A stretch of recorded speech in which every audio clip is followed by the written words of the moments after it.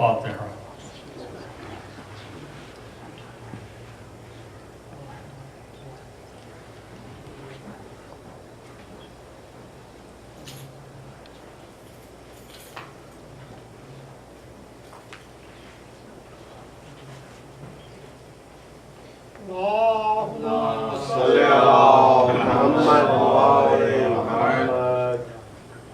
أعوذ بالله السميع العليم من الشيطان اللعين الرجيم. بسم الله الرحمن الرحيم وبه نستعين وهو المستعين. الحمد لله رب العالمين والعاقبة للمتقين والجنة للموحدين والنار للملحدين والمنكرين.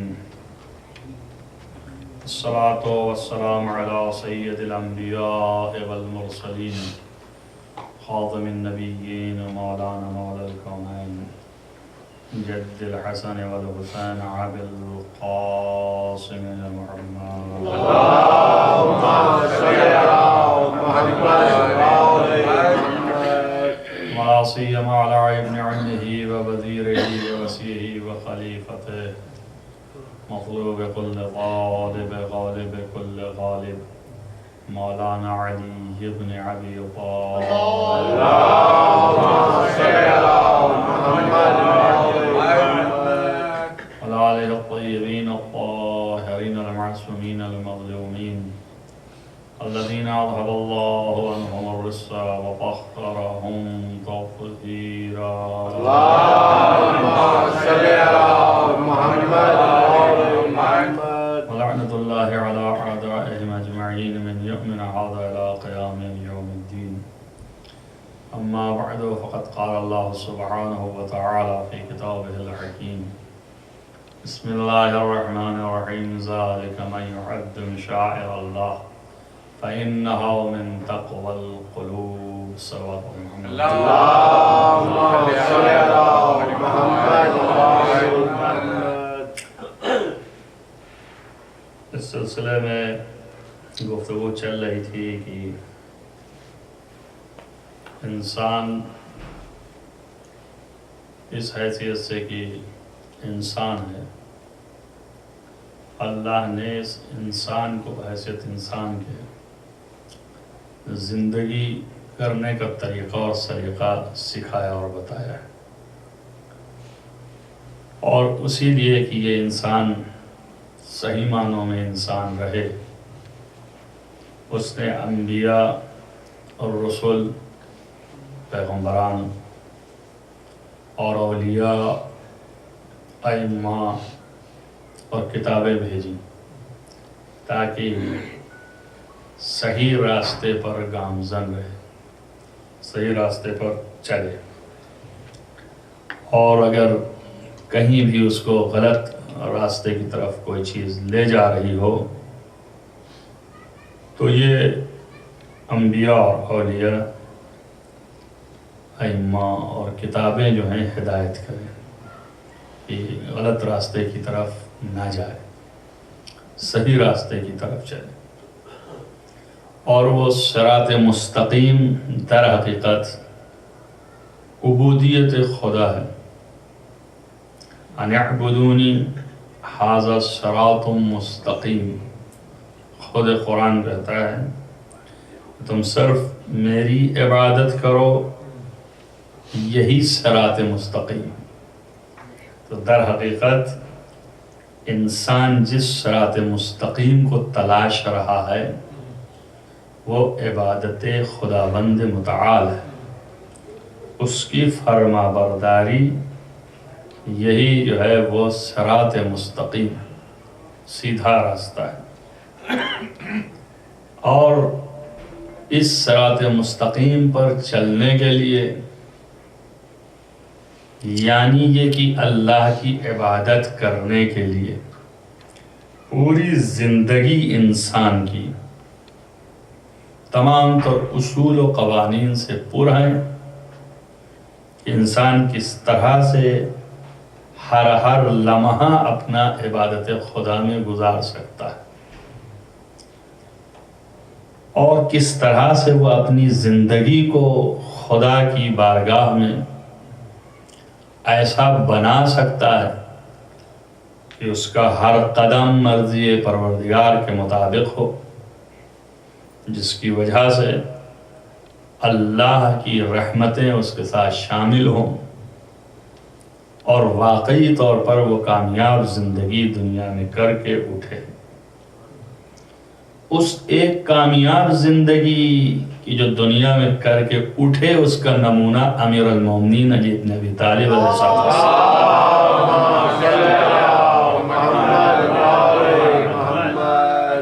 کہ واقعاً کامیاب و کامران کہ فزت برب الکعبہ، خود ہی آپ نے فرمایا کہ میری زندگی کامیاب ترین زندگی ہے۔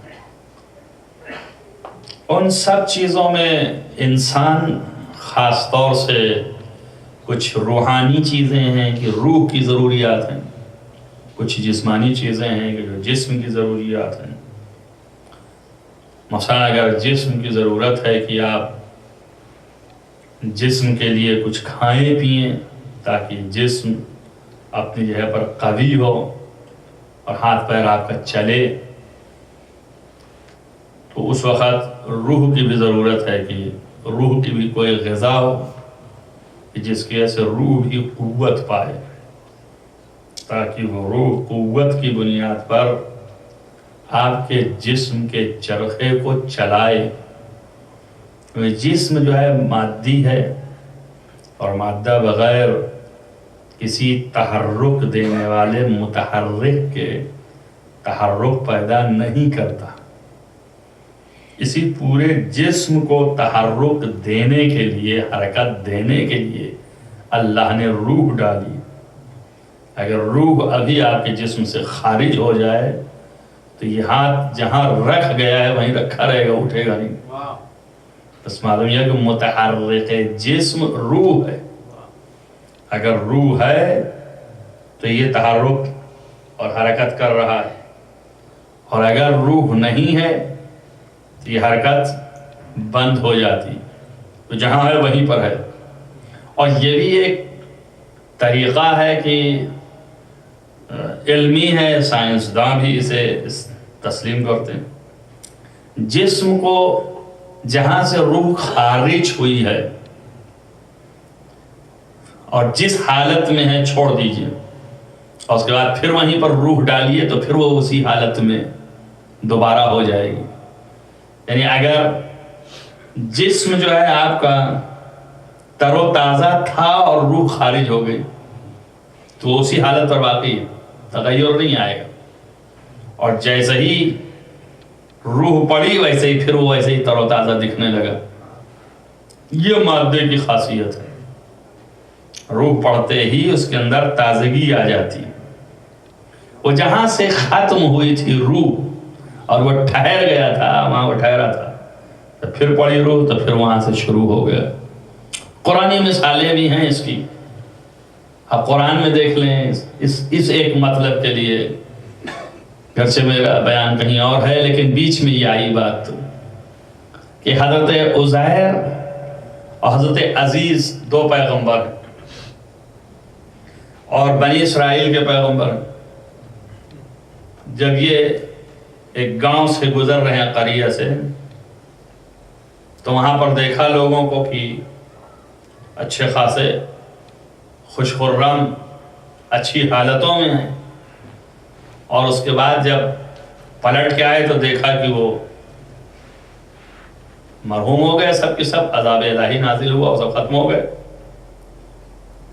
تو ان کہا یا اللہ یہ اتنا جلدی کیسے، ابھی تو یہ اچھی حالتوں میں تھے، یہ ایک بارگی ختم ہو گئے،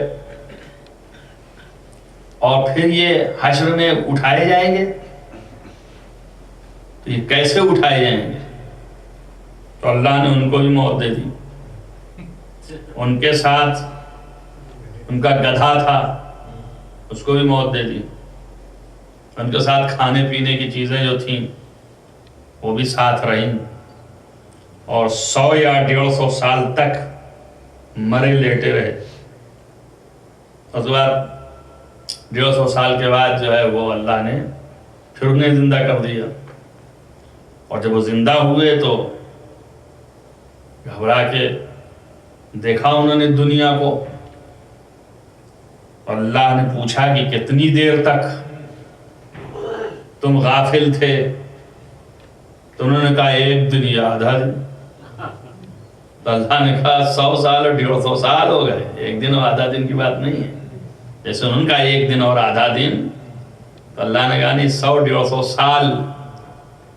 اس کے بعد ایک لفظ استعمال فرمائی قرآن نے، انظر الی حمارک وطعامک وشرابک لم یتسنہ، تم جو ہے اپنے گدھے کی طرف دیکھو جس کی معمولاً عمر جو ہے وہ 25-30 سال سے زیادہ نہیں ہوتی، اس کو بھی دیکھو کہ وہ 100-150 سال کے بعد ابھی جیسا جوان بچہ تھا ویسے ہی کہ ویسے ہی تر و تازہ۔ اور اپنے کھانے کی طرف دیکھو، جیسا کھانا تھا ویسے ہی کا ویسے ہی ہے۔ اور اپنے شراب کا، اپنے پینے کی طرف دیکھو، شراب کے معنی یہ نہیں جو آپ پیتے ہیں، شراب کے معنی پینا، یعنی پانی، جو پینے کی چیزیں ہیں۔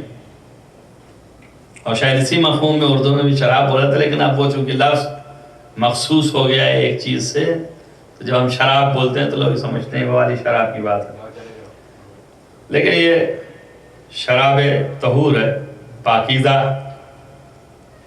مورخین نے اور مفسرین نے لکھا ہے کہ یہ پینے والی چیز کیا تھی، انہوں نے لکھا کہ یہ دودھ تھا۔ کھانے والی چیز کیا تھی، انہوں نے لکھا کہ یہ انجیر تھا مثلا، واللہ اعلم۔ جو بھی تھا وہ اسی طرح تر و تازہ، اسی حالت میں 100-150 سال کے بعد۔ اس کے بعد کہ ایک لفظ عجیب و غریب ہے کہ پھر اللہ نے کہا کہ یہ سب دیکھو تم، اور یہ سب میں نے اس لیے قرار دیا ہے تاکہ دنیا کے لیے میری نشانی ہو جائے، اور یہ علامت ظاہر کرے کہ میں قادر مطلق، میں جس کو چاہوں جیسے جس حال میں رکھوں۔ 100-150 سال کے بعد زندہ کیا، اور وہ چیز اسی حالت میں تر و تازہ ہے۔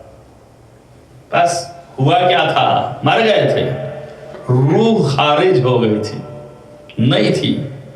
جس حال میں روح خارج ہوئی تھی اسی حال میں وہ رہی، اور جب روح پڑی تو اول حالت میں جو تھی اسی طریقے سے وہ تر و تازہ نظر آئی۔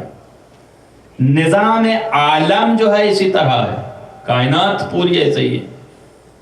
جیسے آپ کا بدن جو ہے، یہ بدن اور یہ جسم، جس طرح اس کے ساتھ ہے کہ روح ہے تو یہ حرکت کرتی ہے، روح نہیں ہے تو حرکت نہیں ہے، ویسے ہی نظام عالم بھی ہے، اس کے ساتھ بھی ایسے ہی ہے۔ اگر روح عالم موجود ہے تو حرکت ہے، اگر روح عالم موجود نہ ہوگا تو حرکت رک جائے گی۔ نظام عالم بھی ویسے ہی ہے جیسے آپ کا جسم ہے۔ امیر المومنین علی بن ابی طالب علیہ السلام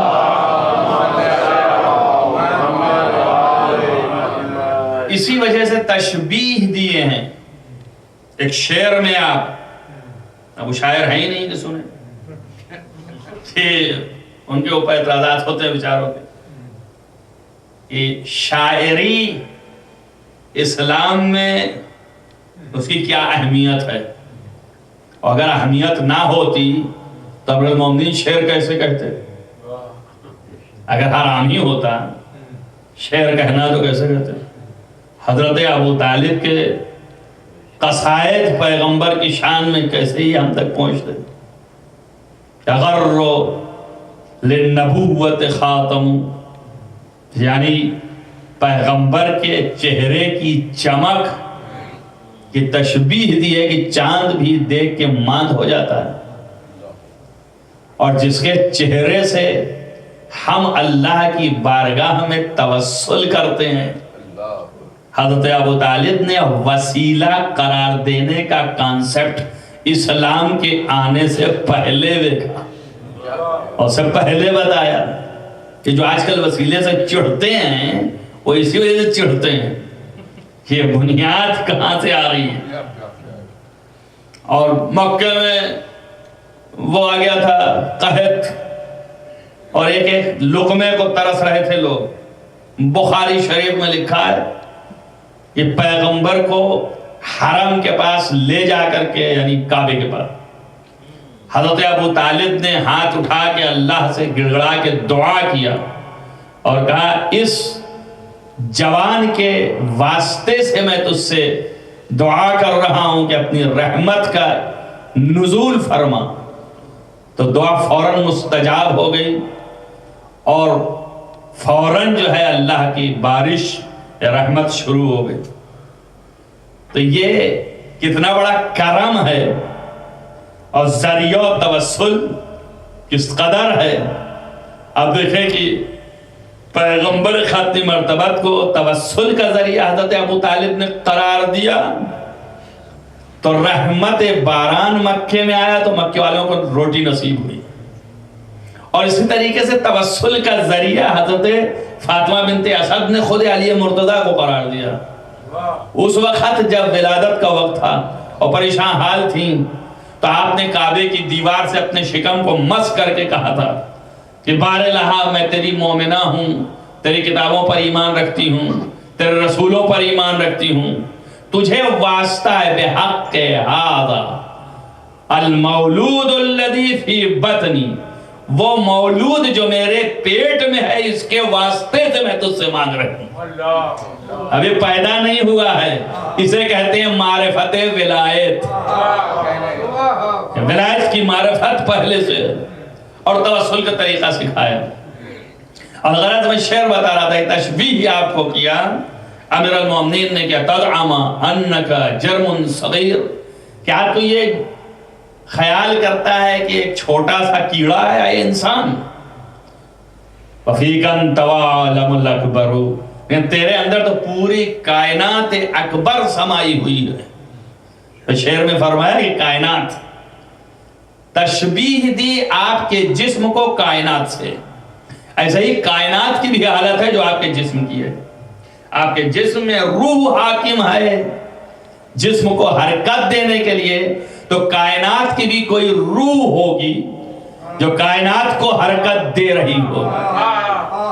شاید اسی لیے فرمایا ہے کہ لولا الحجہ لساخت السماوات والارض، اگر حجت نہ ہو تو زمین و آسمان منہدم ہو جائیں، ختم ہو جائیں۔ بس کے معنی یہ ہے کہ حجت خدا کی وجہ سے زمین و آسمان چل رہے ہیں اور قائم و دائم ہیں، اپنی حالت پر رواں دواں ہیں، حجت خدا کی وجہ سے۔ اور فلسفہ معراج میں سے ایک نقطہ یہ بھی ہے کہ جب حضور چلے گئے اوپر، تو آج تک یہ مسئلہ ہے نا کہ معراج کا جو انکار کر دیتے ہو تو انکار ہی کر دیتے، اور یہ روایتوں میں موجود ہے کہ کنڈی کی در کی کنڈی ویسے ہی ہلتی رہی، وضو کا پانی ابھی خشک نظر نہیں آیا، اور پیغمبر چلے بھی گئے اور چلے بھی آئے۔ تو ایک تو یہ مسئلہ شدت رفتار ہے، وہ ایک الگ بحث ہے، لیکن میں یہ دوسری بحث آپ کو بتا رہا ہوں کہ جو آپ کے سامنے رکھا حضرت عزیر و عزیز کا، کہ بات دراصل یہ ہے کہ روح کائنات پیغمبر ختمی مرتبت ہیں، اور جب روح جہاں سے نکل جاتی ہے وہ اسی حالت پر باقی رہتا ہے، اور جب روح پھر آئی تو وہی تو تر و تازگی دکھائی دی۔ تو جب پیغمبر یہاں سے نکل گئے تو وہ اپنی حالت پر ٹھہر گیا ویسے ہی، اور جیسے ہی پھر آ گئے پھر وہیں سے رواں دواں ہو گیا۔ ایک صلوات میں محمد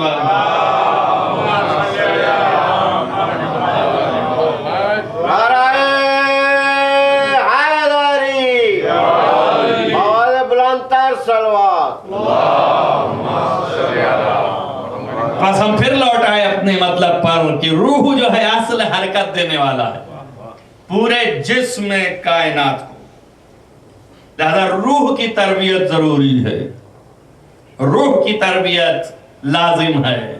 بغیر اس تربیت کے جب روح مملو ہو اپنی قوتوں سے تو جسم کو اور تر و تازہ بنائے گی، اور زیادہ اس کو محکم بنائے گی۔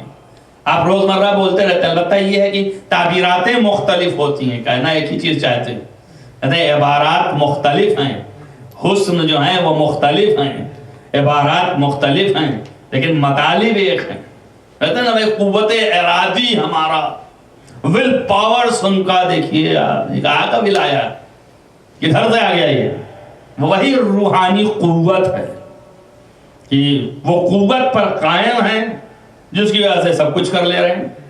ابھی اس لائق ان کا بدن نہیں ہے کہ وہ کھڑے ہو سکیں، چل سکیں، لیکن وہ قوت ان کے اندر پائی جاتی ہے ارادی، وہ روحانی قوت جس کی بنیاد پر کھڑے بھی ہو جا رہے ہیں ڈگمگا ہی کے صحیح.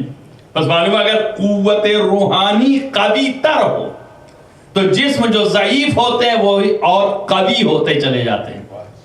ظاہر ہوا نا؟ تو اس طرح سے آپ مشاہدہ کریں کہ جس کی جتنی قوت روح زیادہ قوی ہوتی جائے گی اتنے اس کا جسم بھی قوی نظر آئے گا. گو کہ بظاہر وہ جسم یہی ہے جو آپ دیکھ رہے ہیں، تھوڑے سے گوشت اور چند چربی اور چند ہڈیوں کا مجموعہ، لیکن یہ قوت روحانی جو ہے جتنی بڑھتی چلی جائے، پہلے وہ قوت روحانی رہتی ہے اور پھر وہ قوت ربانی بن جاتی ہے، اور جب قوت ربانی بن جاتی ہے تو یہ جسم پوری کائنات پر تصرف کرنے لگتا ہے. تو بس انسان کی روح کو قوی ہونا چاہیے، اور اس کی قوت کے لیے ہے خود روح کی معرفت ہے، علم ہے. بغیر علم کے معرفت نہیں، کل تو بیان کیا تھا آپ کے سامنے، بغیر علم کے معرفت نہیں. علم حاصل کریں، علم ڈھونڈیں اور معرفت تلاش کریں. اور اس میں سب سے زیادہ دیکھیں انسانی فطرت ہے یہ، آپ کو جس چیز کے بارے میں یہ معلوم ہو کہ یہ چیز زیادہ قوی ہے، یہ چیز زیادہ مضبوط ہے، تو آپ کا جو بھی مسئلہ ہے اس مسئلے سے متعلق آپ مضبوط ہی چیز کو تو ڈھونڈیں گے. کمزور کو تو نہیں ڈھونڈتا کوئی نا، مضبوط ڈھونڈتا ہے اور وہ مضبوط کی طرف بڑھتا ہے. کیا کام ہے؟ ان کہا کہ صاحب کچھ مسائل ایسے ہیں میرے پیسوں کے کہ وہ حل نہیں ہو رہے ہیں. ان کہا کسی مضبوط مالی انسان کو ڈھونڈیے. تو اب وہ مال میں چونکہ مضبوط ہے، محکم ہے، یعنی مال زیادہ ہے اس کے پاس، تو اب آپ توسل ادھر کر رہے ہیں. انہوں نے کیا مسئلہ ہے؟ انہوں نے کہا صاحب جنگ و جدل کرنا ہے. انہوں نے کہا کسی مضبوط جسم و جسمانیت والے کو ڈھونڈیے. تو معلوم ہے کہ ہر چیز میں جو محکم، مضبوط، قوت مند ہے اس کی طرف رجوع کرتے ہیں، اسی طرف جاتے ہیں. کیوں؟ اس لیے کہ اپنا مقصد اسی سے حاصل ہونا ہے. یہ فطرت انسانی ہے، اور کائنات میں ہر جہت سے محکم و مضبوط خدا ہے. اس سے زیادہ محکم کوئی چیز ہے ہی نہیں. بھئی اگر شجاعت لیں آپ، جس سے آپ چاہتے ہیں کہ کام لینا ہے، یعنی آپ اپنے دشمن کو سرنگوں کرنا چاہتے ہیں، تو ایک شجاع بدن و جسم کے ذریعے سے خدا اس سے بھی زیادہ قوی ہے کہ جو شجاع تر کو ایک اشارے میں ایسا بنا دے کہ یہ بالکل بے شجاع ہو جائے. تب اس سے بڑا قوی تر کون ہوگا؟ مال و دولت میں اس سے بڑا کون ہے غنی؟ یا ایھا الناس انتم الفقراء واللہ غنی عن العالمین. تم فقیر ہو، محتاج ہو ہر اعتبار سے، اللہ جو ہے غنی ہے. الغرض خدا سے زیادہ قوی کوئی نہیں ہے. تو انسان جب فطری طور پر قوی کی طرف متوجہ ہوتا ہے تو اس کو چاہیے کہ اپنے خدا کی طرف متوجہ ہو، اپنے خدا سے توسل کرے، خدا سے قریب ہو، اور اس سے قریب ہوگا تو اس کے روح کو وہ قوت پہنچے گی کہ جو دنیا کی کوئی طاقت نہیں پہنچا سکتی. اور وہ روح حاصل کرنے کے لیے علم حاصل کرنا پڑے گا، معرفت حاصل کرنی پڑے گی، یقین ڈھونڈنا پڑے گا. یہ اس کے مقابل، یقین کے مقابل شک ہے. شک ایک گندگی ہے روح کے لیے، اور علم کے مقابل جہل ہے. جہل ایک گندگی ہے، ایک نقص ہے روح کے لیے، روح کو ضعیف کرتا ہے.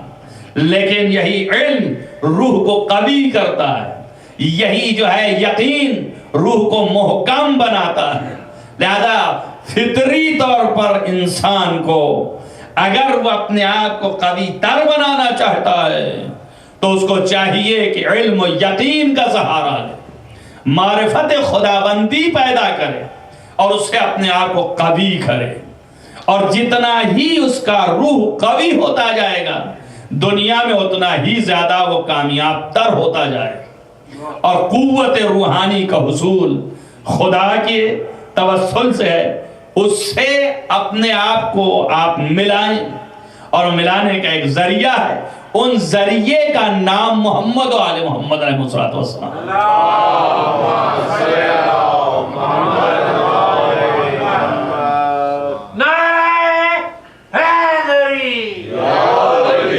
یہ ذرائع جو ہیں یہ محمد و آل محمد، یہ ذرائع اصل وسیلے خداوند متعال ہیں، اس تک پہنچنے کے ذرائع ہیں، اس سے کنیکٹ کرنے کا وسیلہ ہے، اور یہی شاعر الہی ہیں۔ انہی کو قرآن نے کہا ہے مَن يُعَظِّمْ شَاعِرَ اللَّهِ، جو شخص اللہ کی ان نشانیوں کا احترام کرتا ہے، تعظیم کرتا ہے، فَإِنَّهَا مِن تَقْوَى الْقُلُوبِ، تو یہ احترام و تعظیم شاعر الہی کا یہ تعظیم کرنا، اور خود یہ شاعر الہی انسان کے دلوں کے تقوی کے باعث ہے۔ دیکھیے ایک تقوی ہے جسم کا، آپ نے فلاں حرام کی طرف ہاتھ بڑھایا تھا روک لیا، یہ تقوی جسمانی ہے، اور ایک تقوی ہے روح کا، یعنی فکر کے اندر بھی گندگی نہیں آنے پائے، آپ کے قلب کے اندر بھی جو ہے ذرہ برابر تصور حرام نہیں آئے گا۔ تو بس احترام و تعظیم شعائر خدا تمہارے دلوں کی قوت کا باعث ہے، اور جتنا ہی تمہاری روح قوی ہوگی دل قوی ہوگا، بس ان کا احترام لازم ہے، تعظیم لازم ہے۔ احترام و تعظیم سمجھیں کہ کیا ہے؟ احترام و تعظیم آپ اپنے باپ کے سامنے کھڑے ہوں اور اس کے بعد آنکھیں گھور کے اس کو دیکھیں، ایک فائٹ لگا دیں، اور پھر تھوڑی دیر کے بعد ہیں ارے ابا ہیں آپ ہمارے، کوئی احترام ہے آپ نے کیا؟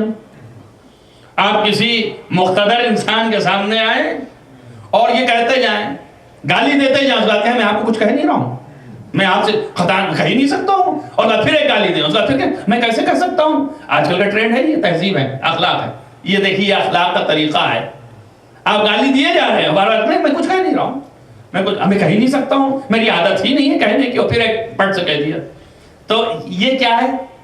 دوسرا جو ہے دیکھے گا تو سمجھ لے گا کہ آپ کیا کر رہے ہیں، اور اس کے بعد آپ بنے بھی رہیے کہ صاحب میں بہت مہذب ہوں، میں بہت صاحب ادب ہوں، میں بہت صاحب اخلاق ہوں۔ ویسے ہی شاعر الہی ہیں، ان کے ساتھ بھی بدتمیزیاں کرتے جائیے، اور اس کے بعد کہیے ہم ان کے چاہنے والے ہیں، ہم ان سے محبت کرتے ہیں، ہماری تو ان سے محبت ہی کا تقاضا تو ہے کہ یہاں بیٹھے ہوئے ہیں، ہم یہاں آئے ہیں۔ بھئی محبت کے معنی یہ ہے کہ انتہائی احترام، انتہائی تقدس، انتہائی تعظیم۔ جب تم انتہائی تعظیم کرو گے تو تمہارا قلب اور دل خود بخود محکم ہوگا، اور جب محکم ہوگا تو خدا کی طرف سے اس کو طاقت و قوت ملے گی۔ یہ آپ کو شاعر الہی کے احترام اور اس کے تعظیم کے لیے آپ پر فرض ہے کہ مَن يُعَظَّمْ شَاعِرَ اللَّهِ فَإِنَّهُ مِن تَقْوَى الْقُلُوبِ۔ یہ تعظیم، یہ احترام دلوں کی تقویت کا باعث ہے، دلوں کے اندر قوت پیدا کرتا ہے۔ احترام کریں، آپ دیکھیں، آپ یہ احترام ہے۔ آپ کے باپ مر گئے، باپ کا احترام بہت کرتا ہے انسان، اور کرنا ہی چاہیے، احکام قرآنیہ میں بھی ہے، اخلاق دنیاویہ میں سے بھی ہے، کائنات کے عقلاء بھی اس کو مانتے ہیں، دیوانوں کی تو بات ہی نہیں ہو رہی، دیوانوں تو کچھ بھی کر سکتا ہے، لیکن عقل مند جو ہے وہ مانتے نہیں۔ آپ کی باپ کی میت رکھی ہو اور آپ سے کہا جائے کہ صاحب آپ جو ہے اس وقت آپ ایسا پیشہ اختیار کیجئے جو ناچ گانے کا ہے، تو آپ کا قلب راغب ہوگا ادھر؟ نہیں ہوگا، کیوں؟ اس لیے کہ باپ کی میت ہے، اس کا احترام اور پاس و لحاظ دل کے اوپر ہے۔ تو جلدی سے آپ ایسے عمل کی طرف نہیں جائیں گے کہ جس میں خوشی ہو، بہجت ہو، ذرہ برابر قریب نہیں ہوں گے نا. تو آپ سوچیں کہ یہ آپ کے باپ جنہوں نے آپ کو پیدا کیا ہے، ان کا احترام اتنا ہے آپ کے دل میں کہ اگر کہا جائے کہ ان کی میت رکھی اب آپ خوشی منائیے تو نہیں منائیں گے.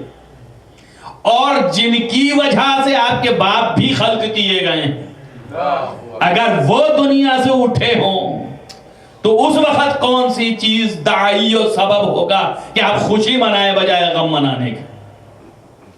آپ بتائیں. اس کا مطلب یہ کہ آپ کا دل ان کی معرفت نہیں رکھتا ہے، ان کا احترام اور لحاظ و پاس آپ کے دل میں نہیں ہے، میرے دل میں نہیں ہے. تبھی تو یہ حرکت کر رہا ہوں، تبھی تو اس کی طرف راغب ہوں، تبھی تو یہ چیز کرنے کو تیار ہوں.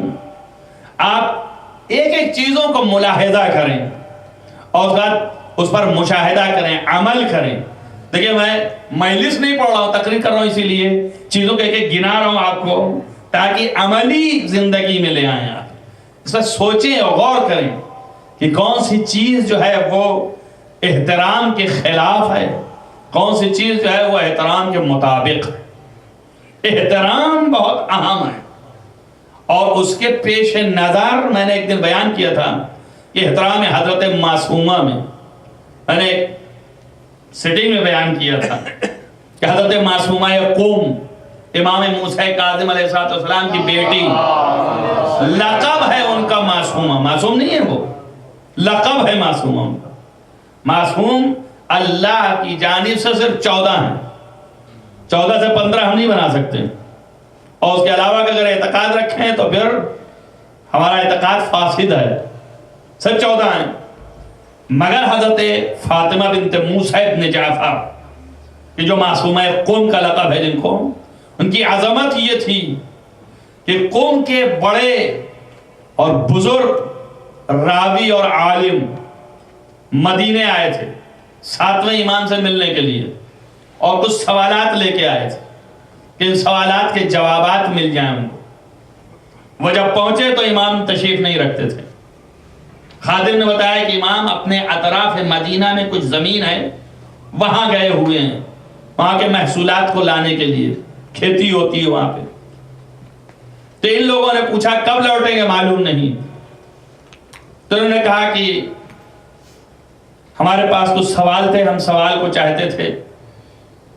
تو خادم اندر گیا اور اس کے بعد پھر باہر نکلا اور اس نے کہا کہ ان کی بیٹی نے کہا اپنے سوالات دے دو، میں جوابات دیتی ہوں. ان لوگوں نے سوالات بھیجے، حضرت نے اپنے جوابات بیان کر دیے. یہ لے کر کے قوم کی طرف واپس ہونے کے لیے مکے جا رہے ہیں مدینے سے، کہ ادھر سے حضرت موسیٰ کاظم علیہ السلام تشریف لا رہے ہیں. حضرت سے راستے میں ملاقات ہو جاتی ہے. جب ملاقات ہوتی ہے تو لوگ ملتے ہیں اور آپ سے معانقہ کرتے ہیں، چومتے ہیں، تقبیل کرتے ہیں، احترام کرتے ہیں آپ کا، اور اس کے بعد پوچھتے ہیں کہ آپ اب گھر کی طرف تشریف لے جائیں گے تو ہم بھی چلیں. حضرت نے پوچھا کوئی حاجت اور کوئی ضرورت ہے تمہیں؟ تو انہوں نے کہا چند سوالات تھے. تو حضرت نے مسکرا کے کہا ہماری بیٹی نے جوابات دیے ہیں. تو ان کا حضرت پہلا سوال یہ تھا، تو حضرت نے جواب بتایا کہ یہ ہے اس کا. دوسرا سوال یہ تھا، پھر آپ نے جواب بتایا یہ ہے. سارے جوابات جو حضرت نے بتائے وہی جوابات آپ کی بیٹی نے پہلے دے دیا تھا. تو جیسے ہی بیان کیا کہ تو وہی جوابات ہیں کہ جو فاطمہ بنت موسیٰ ابن جعفر نے دیا ہے، جو آپ کی بیٹی نے دیا ہے، وہی یہ جوابات ہیں.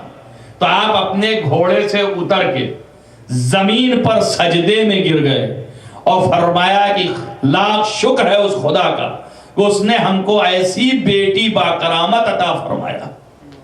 حضرت معصومہ کا مقام یہ ہے، تو انہیں معصومہ کہا جاتا ہے.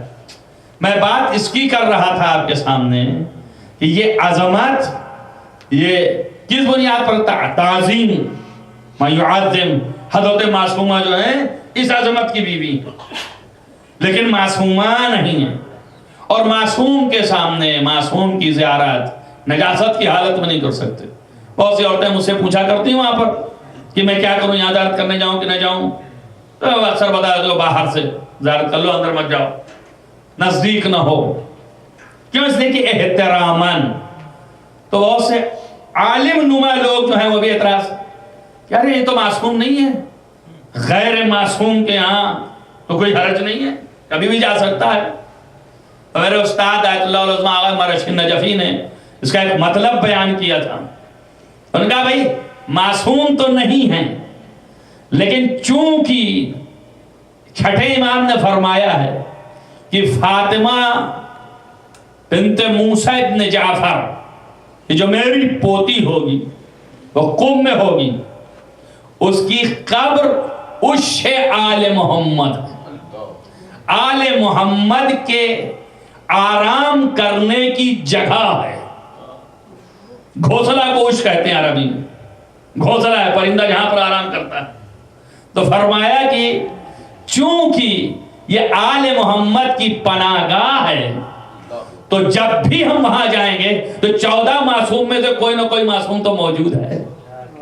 تو احترام معصوم اقتضا یہ کرتا ہے کہ ہم اس حالت میں وہاں نہ جائیں، بس احترام معصوم ملحوظ نظر ہونا چاہیے۔ مَن يُعَظِّمْ شَعَائِرَ اللَّهِ فَإِنَّهَا مِن تَقْوَى الْقُلُوبِ، شاعر الہی کا احترام عجیب و غریب چیز ہے۔ اللہ کی سب سے بڑی نشانی انبیاء اور اولیاء ہیں۔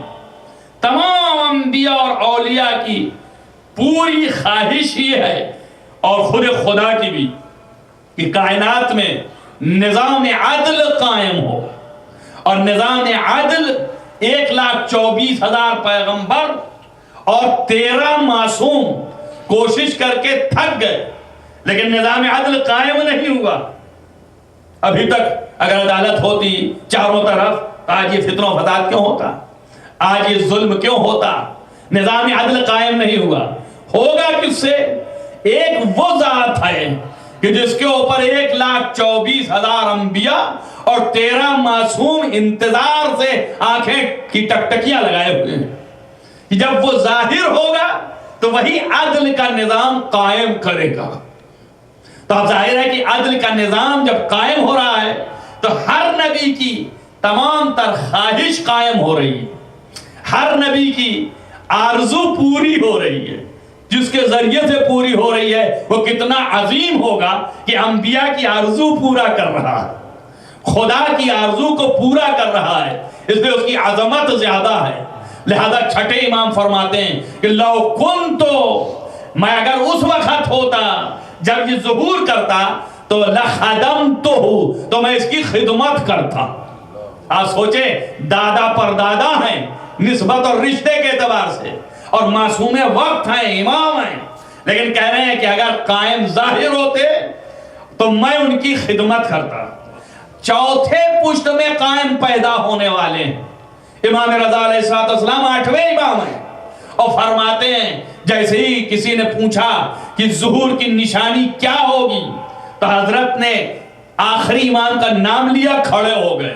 کسی نے پوچھا آپ کھڑے ہوتے ہیں، آپ نے فرمایا وہ قابل تعظیم ہیں۔ اور اس کے بعد یہ آیت تلاوت فرمائی کہ مَن يُعَظِّمْ شَعَائِرَ اللَّهِ فَإِنَّهَا مِن تَقْوَى الْقُلُوبِ، یہ اللہ کی اعلیٰ نشانیوں میں سے ہیں، جو ان کا احترام کرے۔ ارے بھائی آل محمد کے احترام کی تو انتہا ہے نا۔ رسول اکرم اور حضرت علی رشتے کے اعتبار سے بھائی ہوتے تھے، چچا زاد بھائی تھے آپس میں، اور داماد خضر تھے، لیکن آپ دیکھیں پوری تاریخ چھان ڈالیں، جب تک پیغمبر زندہ تھے امیر المومنین نے ایک خطبہ نہیں کہا، ایک خطبہ نہیں کہا۔ کس وجہ سے؟ احترام پیغمبر میں۔ جب تک پیغمبر زندہ رہے امیر المومنین نے ایک خطبہ نہیں کہا، یہ احترام پیغمبر ہے۔ امام حسن اور امام حسین دونوں بھائی تھے، 6 مہینے سے زائد کی چھڑائی بڑھائی نہیں تھی، لیکن اگر امام حسن علیہ السلام چلتے ہوئے ہوتے تھے تو امام حسین السلام کھڑے ہو جاتے تھے، پیچھے رہ جاتے تھے، تاکہ برابری نہ ہونے پائے۔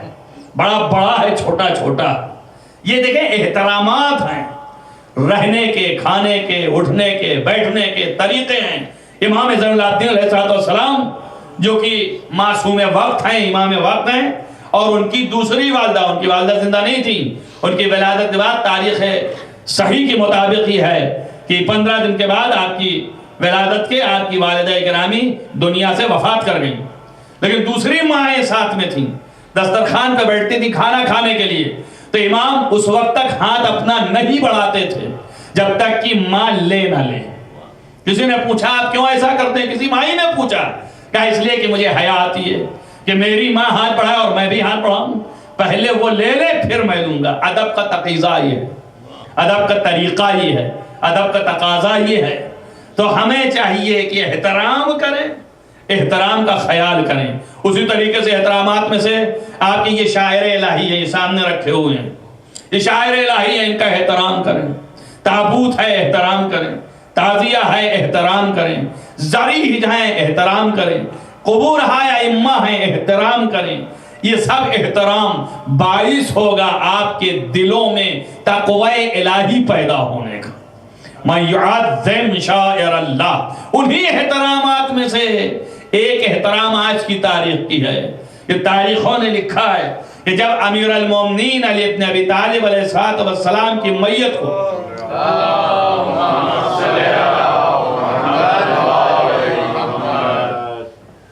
آپ نے کہا تو یاد آ گیا، یہ بھی ایک احترام میں سے ہے۔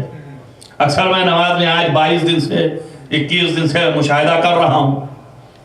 دیکھیے پیغمبر کا فرمان یہ ہے کہ جب میرا نام لو تو درود پڑھو، اور جب میرے نام کے ساتھ علی کا نام لو تو جیسے مجھ پر درود پڑھتے ہو ویسے ان پر درود پڑھو۔ میں دیکھتا ہوں کہ اذان کہی جاتی ہے، مومنین بڑے شوق سے نام آتا ہے پیغمبر کے درود پڑھتے ہیں، اور امیر المومنین کا جیسا ہی نام آتا ہے ایسا چپ ہو جاتے ہیں جیسے حرام ہے درود پڑھنا۔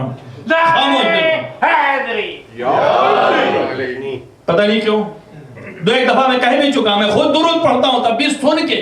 اب آپ کچھ سن کر کے سیکھو، کچھ دیکھ کر کے طریقہ سیکھو۔ ابھی ہر چیز کو آدمی بتائے گا نہیں جانتے ہو تو سیکھو، اور اگر جانتے ہو جان بوجھ کے کرتے ہو تو یہ ہے قصر، یعنی شان میں گستاخی ہے۔ اگر نہیں جانتے ہو تو پھر بھی معافی کے چانسز ہیں، لیکن جان بوجھ کر کے کرتے ہو تب یہ گستاخی ہے، تب اس کے عذاب و عقاب مرتب ہوں گے۔ تو یہ بات چیز جو ہے نوٹ کریں آپ، احترام ملحوظ نظر رکھیں۔ احترام ہے یہ کہ امیر المومنین علی ابن ابی طالب علیہ السلام کہ میت کوفے کی مسجد سے اٹھائی گئی، اور اس کے بعد نجف کی پہاڑی جو ابھی معروف نہیں ہے، کوئی نہیں جانتا، ادھر پہاڑی قبرستان کا ایک حصہ ہے، یہاں پر حضرت نے وصیت کی تھی۔ دور دراز افتادہ، دور تھا کوفے سے، آج بھی دور ہے، اب بستی ہو گئی تو اس لیے نہیں لگتا آپ کو، اس وقت کچھ بھی نہیں تھا، جنگل تھا۔ آپ نے فرمایا تھا فلاں جگہ پر جاؤ گے تو وہاں پر میری قبر ملے گی، اور اس طرح کی نشانی بتائی، اس کے بعد کہا پتھر ہٹاؤ گے تو نیچے ملے گا، لہذا اس میں ملا بھی، ویسے ہی روایات بتاتی ہیں۔ تو جب یہ میت لے کے حسنین علیہ السلام جا رہے تھے تو سامنے کوفے اور کربلا کے درمیان، وہ کوفے اور نجف کے درمیان ایک مسجد تھی، اس مسجد کی دیواریں ٹیڑھی ہو گئیں، خم ہو گئیں۔ احترام امیر المومنین میں، آپ کی میت کے احترام میں مسجد کی دیوار خم ہو گئی، جھک گئے، احترام میں جھک گئی۔ اس بعد لوگوں نے بہت دن تک یہ نشانی رہی، اور پھر مسجد گرایا اور پھر بنایا، پھر جھک گئی، اس کو بگاڑنا چاہا، بہت دن تک ایسا رہا۔ اسی سے اس مسجد کا نام پڑ گیا مسجد حنانہ۔ انحنا کے معنی ہے جھکنے کے، منحنی ہونا ہے جھکنا، جس کا نام بھی پڑ گیا مسجد حنانہ۔ میں احترام کی بات کر رہا تھا۔ احترام کا یہ عالم ہے کہ پیغمبر کی بزم ہے، امیر المومنین نزدیک بیٹھے ہیں پیغمبر کے، اور وہ امیر المومنین نہیں، جبریل نزدیک بیٹھے ہیں پیغمبر کے، اور گفتگو ہو رہی پیغمبر سے جبریل کی، اور سامنے سے امیر المومنین کو آتے دیکھا جبریل نے، تو جبریل کھڑے ہونے لگے۔ جب بالکل نزدیک آ گئے تو کھڑے ہو گئے، تو پیغمبر نے پوچھا جبریل کھڑے ہو رہے ہو؟ کہا جی یا رسول اللہ، اس لیے کھڑا ہو رہا ہوں کہ یہ آنے والا جو شخص ہے اس کا احترام ہم پر واجب ہے، فرض ہے۔ کس بات کا احترام کر رہے ہو؟ کہا یہ اس بات کا احترام ہے کہ انہوں نے ہمیں سکھایا ہے، انہوں نے ہمیں تعلیم دیا ہے، یہ میرے استاد ہیں۔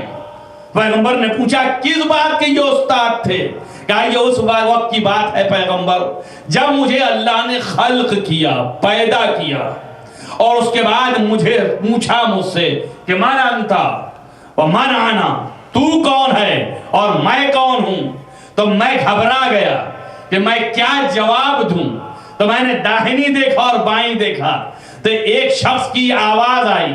جب میں اس کی طرف متوجہ ہوا تو اس نے کہا قل یا جبریل، اے جبریل کہہ دے انتا رب الجلیل وانا عبد الذلیل، تو رب جلیل ہے، میں عبد ذلیل ہوں۔ جب وہ تعلیم اور آواز میرے کان میں پہنچی تو میں نے مشاہدہ کیا تو یہ نور مجسم ہوا جس نے مجھے یہ تعلیم دی تھی۔ اس تاریخ سے آج تک اس تعلیم کا اثر یہ ہے کہ یہ استاد ہے اور میں شاگرد ہوں، تو جب میں ان کو دیکھتا ہوں ان کا احترام کرتا ہوں۔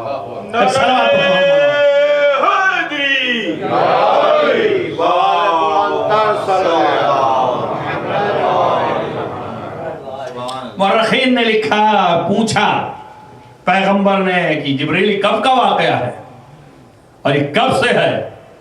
تو آپ نے فرمایا یا رسول اللہ 30,000 سال میں ایک دفعہ ایک یہ روشنی پھوٹتی ہے عرش پر، اور اس کو دیکھتے ہوئے مجھے 30,000 سال ہو گئے۔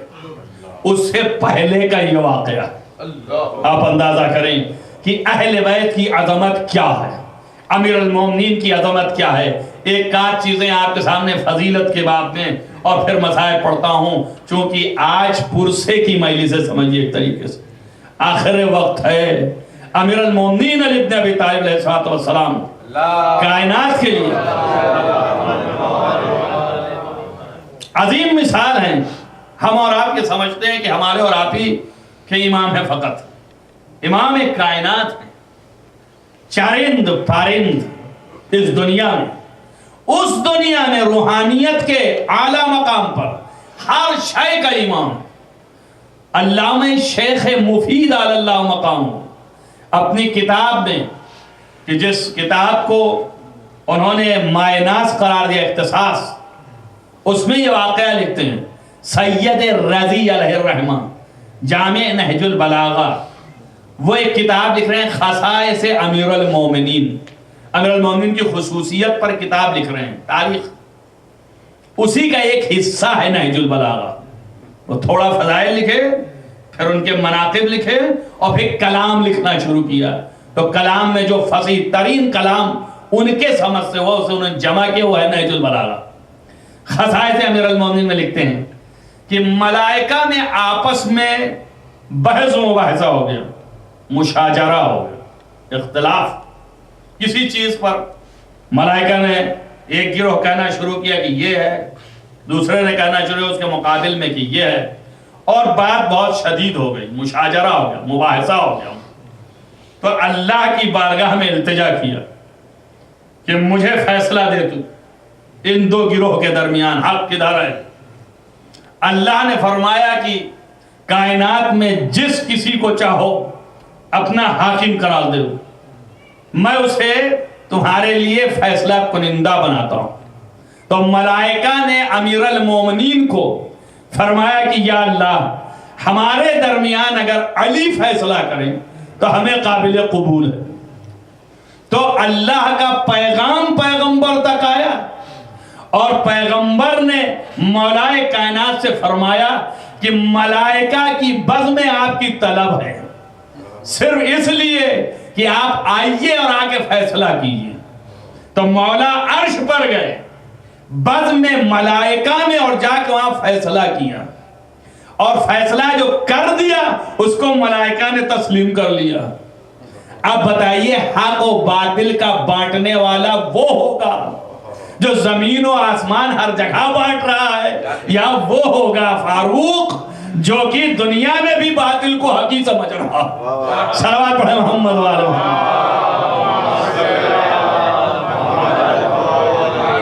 کل ایمان کل قرآن نعرہ حیدری خوشنودی امام زمانہ بلند تر صلوات.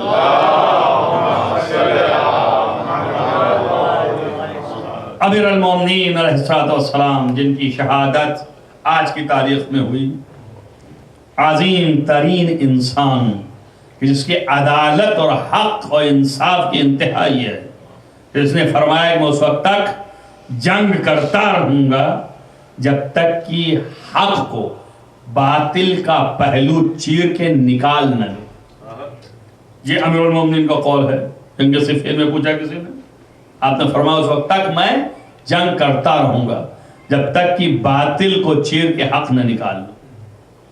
اور یہ شدت عدالت انتہائی عدالت. اور کبھی مولا نے اپنی عدالت برتنے میں کوئی ذرہ برابر کبھی بھی تعصب سے کام نہیں لیا. وہ چاہنے والا ہو تب بھی عدالت کا اظہار، نہیں چاہنے والا ہے تب بھی عدالت کا اظہار. 4 سال چند مہینے کی حکومت میں تاریخ شاہد ہے.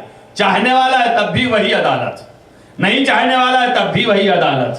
اور تاریخ اس کو بتاتی ہے کہ دوران خلافت ایک شخص آپ کا بڑا محب تھا، بہت چاہنے والا تھا، لیکن محب اور چاہنا والا ہونا اور چیز ہے، لیکن عدالت اپنی ہے پر باقی ہے. کہا یہ جاتا ہے کہ اس نے چوری کر لی، چوری کی حالت میں پکڑ کے لایا گیا مولا کے سامنے، کہا اس نے چوری کی.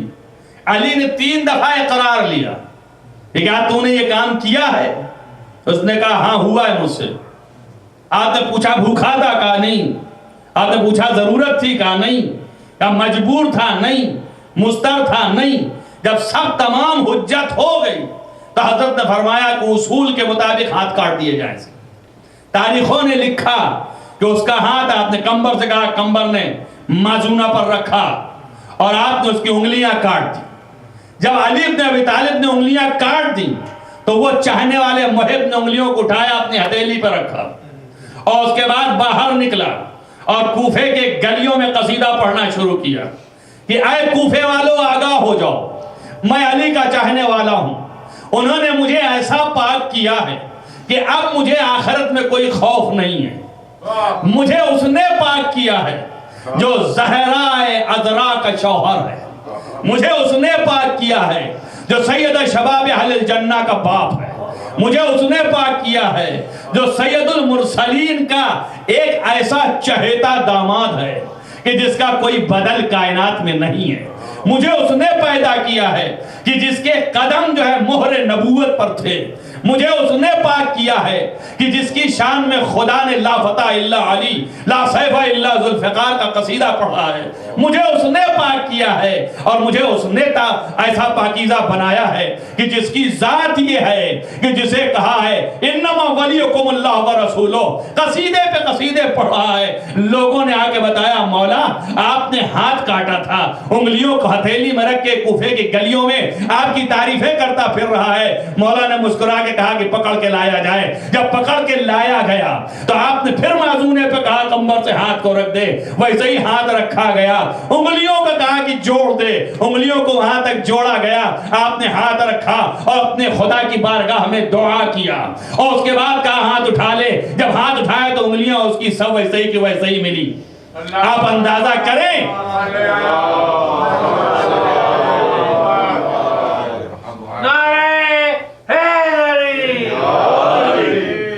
پاسداری دین میں کوئی تعصب نہیں. چاہنے والا ہے تب بھی وہی عدالت، نہیں چاہنے والا تب بھی وہی عدالت. یہاں تک تو واقعہ تھا. اب ایک بات آپ سے پوچھتا ہوں، یہ محب ہے نا، تو اب نہ پوچھیں آپ کہ محبت اہل بیت کیا کام کرے گی. جو کریں آپ، یہ محبت کا تقاضا، وہ عدالت کا تقاضا تھا کہ سزا دیا جائے. یہ محبت کا تقاضا ہے کہ سزا دینے کے بعد پھر اس کے ہاتھ کو ویسے ہی کر دیا جائے. تو یہی بتانا چاہ رہے ہیں کہ اس دنیا میں رہ کے جو علی اپنے چاہنے والے کو اذیت برداشت نہیں کر سکتا ہے، اس آخرت میں جب تم جاؤ گے تو کیوں نہ تمہاری شفاعت کے لیے کھڑا ہو جائے. ایک صلوات پڑھیں محمد والے. عزیزو، وہ چاہنے والا جو کہ اس قدر چاہنے والا تھا اور علی نے اس کے ساتھ یہ برتاؤ کیا، آپ اور ہم بھی اس لائق ہو جائیں کہ اللہ ہم اور آپ کو بھی ایسے ہی بنائے کہ علی ابن ابی طالب کی شفاعت کے حقدار ہو جائیں. آج کی وہ تاریخ ہے، آج کی تاریخ میں یہ لکھا ہے کہ جب مولائے کائنات کو دفن کر کے حسنین لوٹے تھے اور شب کے وقت آپ کوفے کے اندر داخل ہوئے تو سامنے ایک کھڑار تھا، وہاں نزدیک پہنچے تو ایک چاہنے والا بیٹھا ہوا تھا. دیکھا اس کی عجیب حالت ہے، گریہ کر رہا ہے. پوچھا تو کون ہے؟ اس نے کہا میں ایک اپاہج ہوں جو پڑا ہوا یہاں پر. کہا کس بات کے لیے رو رہا ہے؟ کہا 3 دن ہو گیا نہ مجھے کچھ کھانا ملا ہے نہ دانا ملا ہے. کہا کیوں؟ 3 دن سے پہلے کیسے ملتا تھا؟ کہا نہ معلوم ایک شخص آتا تھا جو اپنے ہاتھوں میں کھانا دانا لے کے آتا تھا اور مجھے اپنے سے لقمے توڑ کے کھلاتا تھا، اور جب وہ کھلاتا تھا میں کھاتا جاتا تھا اور پھر یہ کہتا جاتا تھا گھبرا نہیں، کل تیری کفالت کے لیے پھر آئیں گے، اور میرے سر پر ہاتھ پھیرتا جاتا تھا. اور یہ 3 دن سے اب نہیں آ رہا ہے، نہ معلوم کیوں نہیں آ رہا ہے. مولا حسن نے پوچھا کہ کبھی پوچھا کہ وہ کون ہے؟ کہا جب بھی میں نے اس سے پوچھا کہ تو کون ہے تو اس نے کہا ایک فقیر ہے جو فقیر کے بازو میں ہے. جب بھی میں نے پوچھا کہ تو کون ہے اس نے کہا ایک مریض ہے جو مریض کے بازو میں ہے. اس نے کہا ایک بے نوا ہے جو بے نوا کے پاس ہے. ایک ایسا ہے کہ جس کا کوئی مددگار نہیں ہے وہ ایک بے مددگار کے پاس ہے. وہ یہی کہتا رہا اور کوئی نہیں تھا. امام حسن نے فرمایا پھر تمہیں کیا امید ہے؟ کہا خدا اس کو صحت دے، اگر وہ مریض ہے اس کو شفا عنایت فرمائے، اس کو جلدی مجھ تک بھیجے.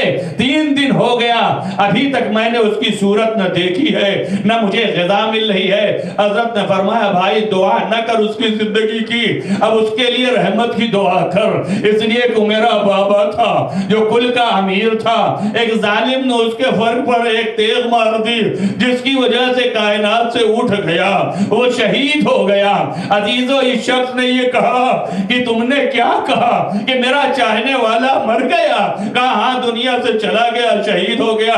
کہا اے آنے والے شخص یہ بتا اس کی قبر کہاں ہے اور مجھے لے چل وہاں پر. تاریخوں نے لکھا کہ امام اس کو پکڑا کے قبر امیر المومنین تک لے گئے اور وہاں لے جا کے جو چھوڑا تو آ کے اس قبر پر گر پڑا وہ شخص اور آواز دیا کہ آج تک تو کہتا تھا کہ ایک بے نوا ہے جو بے نوا کے پاس آیا ہے، آج وہ بے نوا تیرے پاس آیا ہے.